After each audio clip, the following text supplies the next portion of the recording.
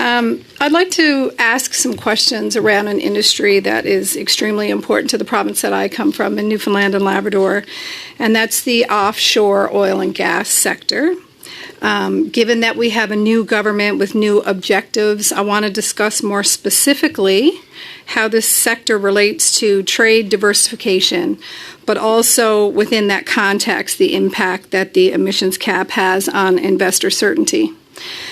Firstly, given the Prime Minister's clear mandate to diversify Canada's trade and the fact that the offshore oil in Newfoundland and Labrador is one of the few resources with direct access to tidewater, I'm just curious if the witnesses might agree or disagree that this sector could be an important part of the Prime Minister's mandate.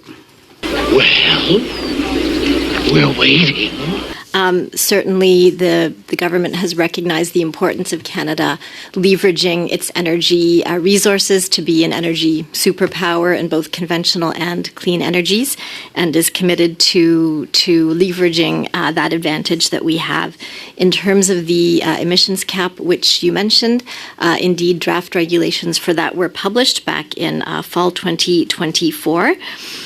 We received significant feedback from provinces and territories and stakeholders on this proposal, and so we are considering the way forward based on all of that.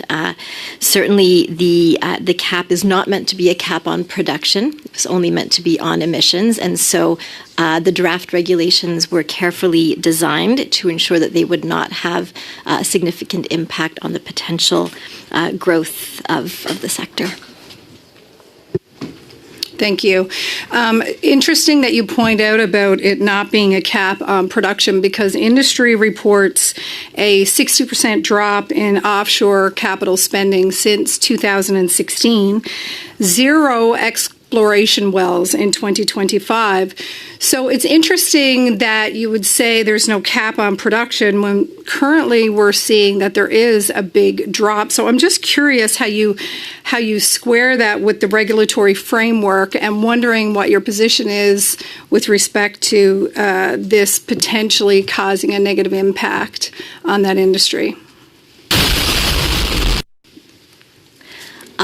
I can only really speak to the Environment Canada role, which is really limited to that regulatory function. So I can't speak to what other factors might be that are affecting investment in the offshore sector.